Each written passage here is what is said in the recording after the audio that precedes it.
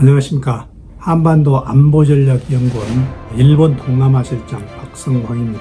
제가 지금까지는 일본에 대해서 주로 말씀을 드렸는데 제가 사실은 일본 동남아를 맡고 있습니다. 그래서 오늘은 동남아에 대해서 말씀드리고 그 중에서도 베트남에 대해서 말씀을 드리겠습니다. 그래서 베트남에 대해서 제가 연속 3편으로 시리즈로 말씀을 드리겠습니다. 그래서 누구나 이 3편 정도를 보시면은 베트남에 대해서 어느 정도 이해를 하실 걸로 생각을 합니다. 그래서 우선 오늘 첫째 편으로는 베트남과 한국이 어떻게 역사적으로 그리고 문화적으로 친할 수 있는 조건을 갖췄던가, 그리고 두 번째 유튜브에서는 베트남이 이 전쟁에 굉장히 많은 애환이 있습니다. 그래서 최근 근대 현대사를 집중적으로 조명을 해보고 마지막 유튜브에서는 최근 북한이 베트남의 도임의 개혁 개방 정책을 모델로 하고자 합니다. 과연 북한이 베트남과의 개혁 개방 정책을 그대로 수용할 수 있는지 북한과 베트남을 비교해 보면서 여러 가지 북한의 문제점 그리고 북한이 앞으로 개혁 개방 정책을 나올 때 베트남에 어떤 방법을 도용할 것인가에 대해서 전망을 해 보겠습니다. 그럼 오늘 그 첫째 날로 베트남의 역사와 문화 그리고 한국의 역사와 문화가 어떻게 비슷한 점이 있는지, 그리고 지금 월남 파병 이후에 한국과 베트남이 굉장히 긴밀한 관계를 유지하고 있는데 이 긴밀한 관계가 과연 어디에서 연유되는지 거기에 대해서 집중적으로 말씀을 드리겠습니다.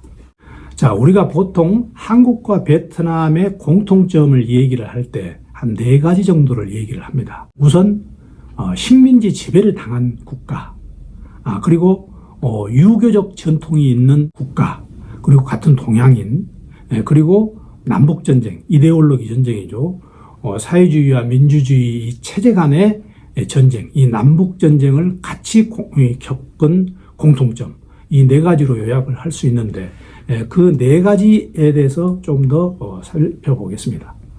우리는 보통 문화 문명권을 나눌 때 9가지 정도로 전 세계 문화 문명권을 나눕니다. 그런데 우리 한국은 베트남과 같이 유교 문화권, 중국의 유교 문화권에 속합니다. 이 지도에도 여러분 보시면 알겠습니다만 유교 문화권에 속합니다. 일본은 한국과 문화가 다릅니다. 일본과 한국의 문화보다는 한국과 베트남 문화가 같은 유교 문화권에 속한다는 거죠. 이거는 문명의 충돌로 유명한 세뮤얼 헌팅턴 뿐만 아니고 문명 문화학자로서 유명한 홉스본이나 토인비 전부 다 공통적으로 분류를 해놓은 문명 문화권입니다.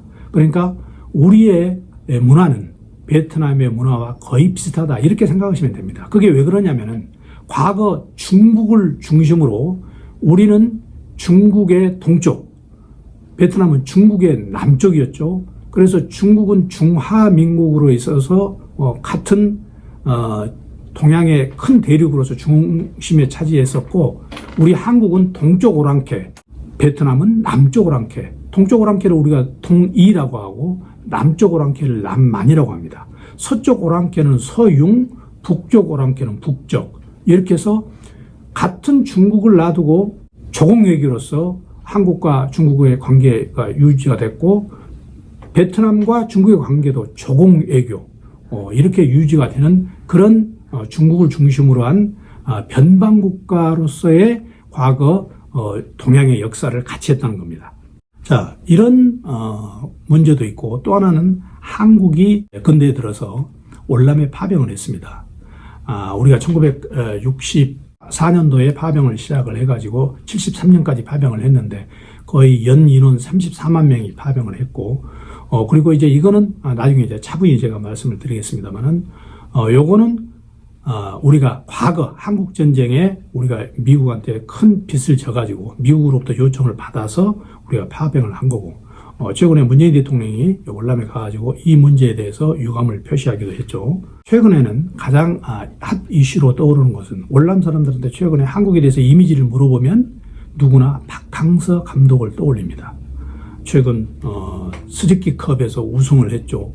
베트남 축구 선수들을 동남아에서 최상위 그룹으로 끌어올리는데 혁혁한 공헌을 한 사람이 바로 박항서 감독이고, 이 박항서 효과가 엄청나게 큽니다, 사실. 그래서 우리 이 박항서 효과도 우리가 한국과 베트남의 관계를 얘기할 때 최근 들어서 아주 좋은 호재로 지금 작용을 하고 있습니다.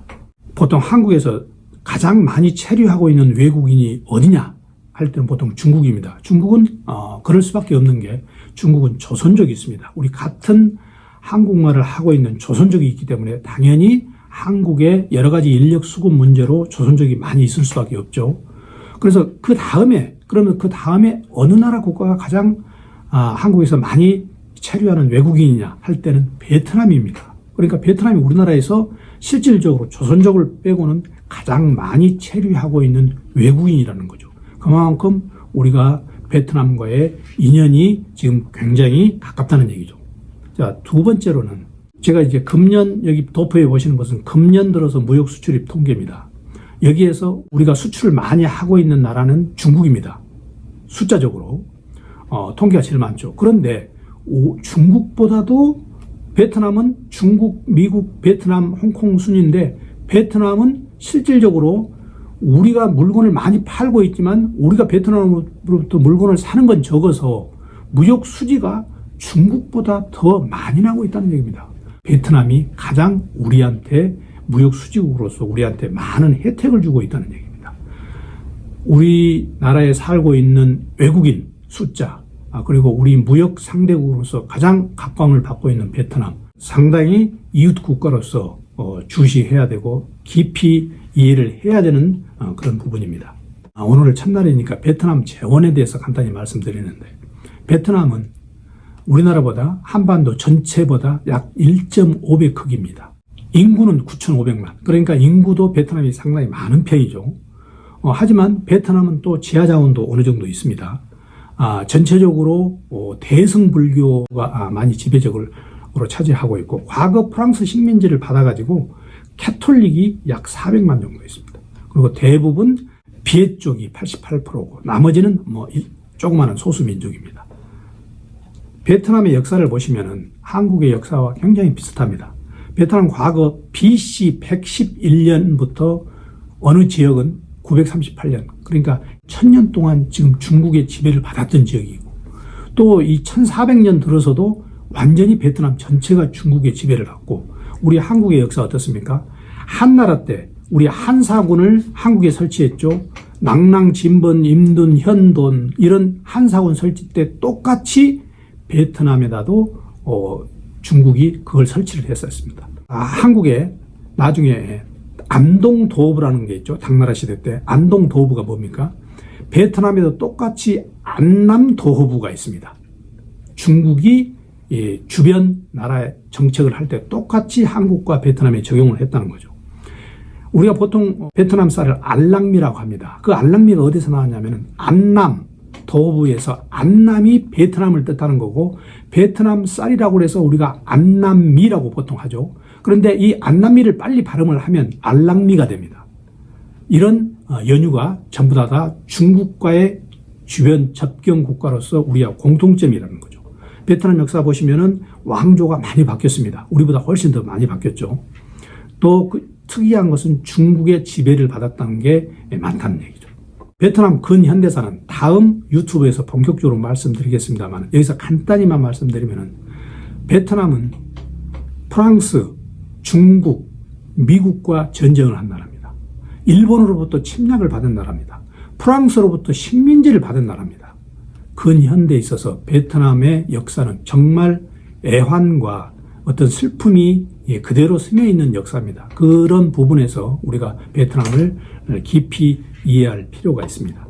베트남 역사에서 또 한 사람 알아야 될 사람이 있는데, 호치민이라는 사람이죠. 호치민은 과거 프랑스 지배 시대에 레지스탕스로 싸운 사람이죠. 민족주의자면서 공산주의자로서 호치민이 주도해가지고 북베트남이 결국 남베트남을 통일을 하는데, 그 통일을 못 보고 죽었지만 호치민은 베트남 사람들한테서 굉장히 영웅 대접을 지금 받고 있습니다. 베트남은 1975년에 북베트남 사회주의가 주도를 해서 민주주의 남베트남을 통일시켰습니다. 불과 4개월 만에 통일을 시켰죠. 이 북베트남의 통일을 보면서 우리 한국도 여러 가지 반면 교사로 삼아야 할 부분이 많이 있습니다. 바로 그 이전에 1973년에 파리 평화협정을 맺어서 미군을 전부 철수를 시켰습니다. 그때 당시 한국도 월남에 파병을 했기 때문에 한국 군도 철수를 했죠. 철수한 바로 2년 후에 바로 베트남이 사회주의 북베트남에 의해서 통일이 됐다는 사실을 우리한테 굉장히 반면교사가 되는 거죠. 베트남은 그 이후에 사회주의 여러 가지 정책을 시도를 했습니다. 1975년에 통일이 돼서 그 이후에 사회주의 여러 가지 정책을 통일했는데 번번이 실패를 했습니다. 번번이 실패를 해서 결국 나중에 1986년 통일되고 10년 후에 여러 가지 시행착오를 거친 후에 결국 개혁 개방 정책을 쓴 게 도이머이 정책입니다. 국유 기업을 전부 민영화시키고 그리고 민간 기업을 육성을 하고 가격을 현실화시키고 대외 무역 수지를 개선하기 위해서 완전히 대외 개방을 한다는 얘기입니다. 엄청나게 베트남으로서는 파격적인 일을 시행을 했습니다. 결국 그게 터닝 포인트가 뭐냐면은 미국과의 관계 개선입니다. 1995년에 미국과의 수교를 했죠. 클린턴 대통령 때 수교를 하고 나서 미국이 가장 친구들 IMF 그리고 WTO 전부 가입을 하고 난 다음에 베트남이 지금의 베트남이 되게 된 겁니다. 그러니까 시장 경제를 하고 있는 사회주의 국가로서 베트남은 가장 모범적인 지금 경제 개방 정책을 취하고 있다는 거죠. 그래서 앞으로 베트남은 동남아시아에서 블루 오션으로 가장 기대를 모으고 있습니다. 첫째, 베트남에서는 베트남 사람들이 굉장히 근면합니다. 그리고 실용주의입니다. 실용주의가 뭐냐? 이렇게 예를 들면 되겠습니다. 우리는 과거 우리 한국군이 월남에 파병했지만 베트남은 한국군한테 당한 그거보다도 한국이 와가지고 경제를 발전시키면 그게 훨씬 더 자기네들한테 이익이다. 이게 바로 실용주의죠. 실용주의 노선을 걷고 있다는 거죠.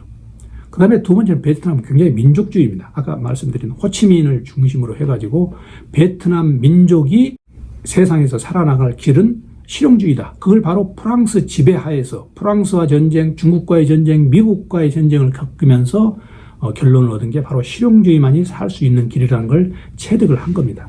그러니까 베트남을 한마디로 말씀드리면 사회주의, 실용주의, 민족주의가 교묘하게 조합이 돼서 지금 개혁개방 정책을 하고 있는 나라. 그리고 특히 우리나라와는 여러 가지 인연으로 우리가 이웃나라로서 아주 중요하게 생각해야 될 국가로서 베트남을 정의를 할 수가 있겠습니다.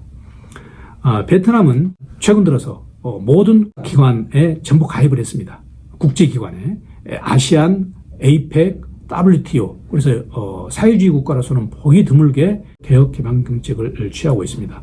한국에서 블루오션으로서 동남아시아에서 가장 기대되는 베트남에 대해서 우리가 계속 앞으로 주시해 봐야 되고 우리가 친밀한 관계를 유지를 해 나가야 됩니다.